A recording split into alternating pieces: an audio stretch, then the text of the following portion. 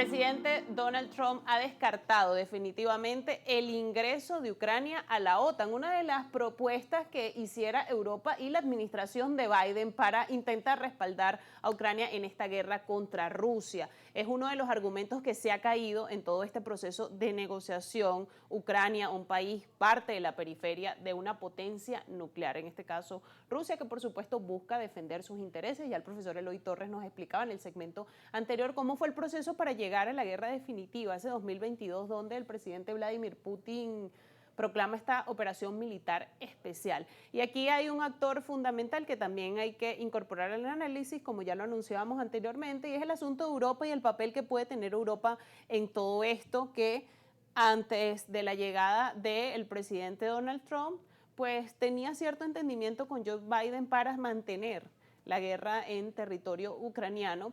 Ahora se le pone la cosa más complicada a Europa, ¿no? Cuando llega Donald Trump, que busca o que quiere, ya lo decía, como parte de sus promesas de campaña, acabar con el conflicto. Entonces, profesor Eloy, ¿cómo queda Europa en todo este asunto? Sí, va a quedar, lamentablemente, fíjense que hay una cosa que se destaca muy hábilmente por allí.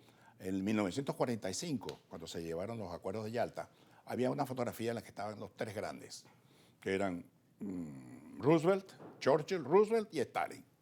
Bueno, esa fotografía es la que construyó el mundo en el cual nosotros estamos viviendo, el orden mundial con el cual nosotros estamos viviendo, independientemente de que Roosevelt muriera en el mes de abril.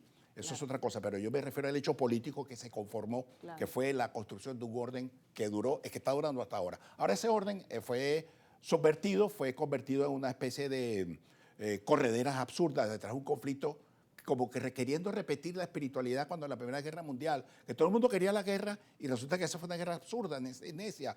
Hay un detalle que Winston Churchill señala en uno de sus libros, que el presidente Roosevelt me pidió que por favor le diera una frase para explicar el conflicto de la Primera Guerra Mundial. Dijo, una guerra innecesaria. Es decir, que era una guerra que todo el mundo quería, pero nadie podía sostenerla. En este caso estamos en una situación similar. Europa se metió o apoyó pues, los caballos para que corrieran hacia adelante, pero con unos caballos que no eran de ellos, eran caballos pagados por otros. Y los muertos lo estaba poniendo Ucrania y lo estaba poniendo Rusia. Por tal razón, Trump viene con el plan de acabar con el conflicto, tratando de convencer a Zelensky, algo que incluso el propio Henry Kissinger dijo en una ocasión, ojalá Zelensky y la agresión ucraniana tuvieran la misma inteligencia, es decir, tuviera la misma valentía equivalente a la inteligencia que debe tener. Es decir, un conflicto para acabarlo hay que ser inteligente. Y el caso de este conflicto había que acabarlo y tenía que sentarse a una negociación. Está el caso de Cuba en 1962, cuando se produjo lo que se produjo. Los soviéticos Khrushchev colocó unos cohetes nucleares en Cuba.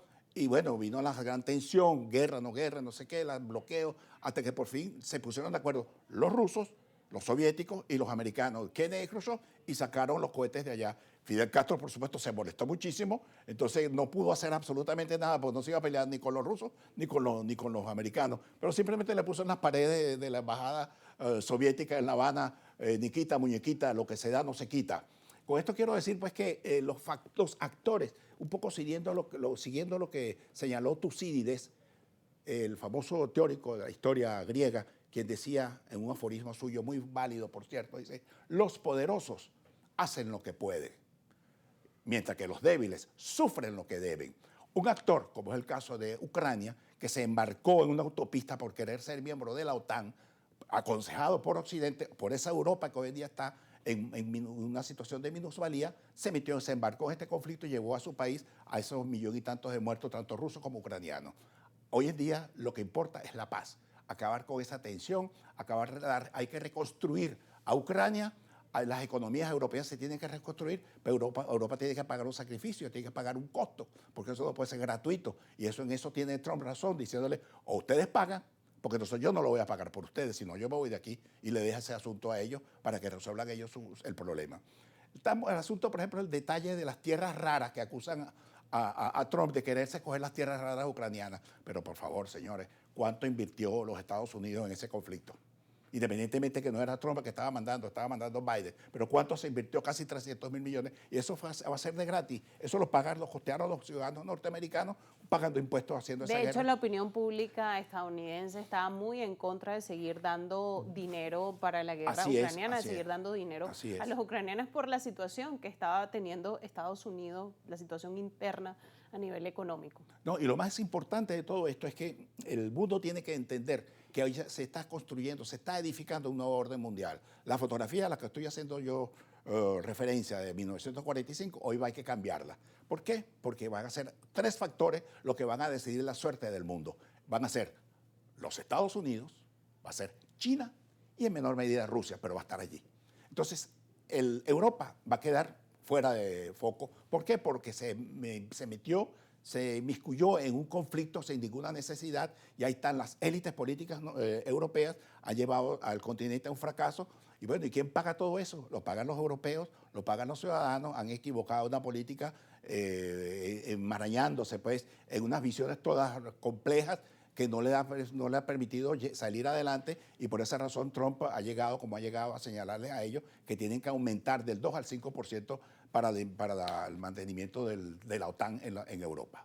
Con lo cual, el fin del conflicto pareciera estar muy cerca y lo más relevante de este análisis el día de hoy es este cambio, ¿no? Esto no es cualquier conflicto, sino un conflicto que ha cambiado el ordenamiento del sistema internacional como lo conocíamos, este nuevo orden mundial o la nueva forma de entender el mundo, la nueva forma de entender el sistema internacional. Muchos hablan de un bilateralismo dentro del multilateralismo. Yo creo que eso es lo que va por ahí. Este cambio que ha ido enfrentando el mundo en el que ya estamos prácticamente y que hay que comenzar a entender. Profesor Eloy, yo le quiero agradecer por habernos acompañado esta tarde en esta edición de Ampliamente para presentarnos su perspectiva, para presentarnos sus ideas sobre lo que ha sido este conflicto y lo que representa, ¿no?, este conflicto para este cambio de era que estamos viendo en el mundo. Muchas gracias por la invitación. Gracias a usted, ha sido un placer como siempre escucharlo y gracias a ustedes amigos por habernos acompañado una vez más en una nueva edición de Ampliamente. Por supuesto que esperamos que este tema haya sido de su agrado y de su interés y si usted quiere revisar otras ediciones, como siempre le digo, puede ir a nuestro canal de YouTube, ahí está cada uno de nuestros programas si quiere informarse, si quiere entender otras cuestiones que le ayuden a poder encaminarse en estos análisis relacionados con la política internacional. Allí en nuestro canal de YouTube usted puede ver cada uno de estos programas y cada una de estas ediciones y también puede ponerse en contacto con nosotros a través de nuestra cuenta en Instagram, Ampliamente GB. Por allí nos puede escribir, hacernos sugerencias sobre qué temas les gustaría que tratáramos en cada una de estas ediciones. Como siempre, ha sido un placer. Feliz tarde para todos.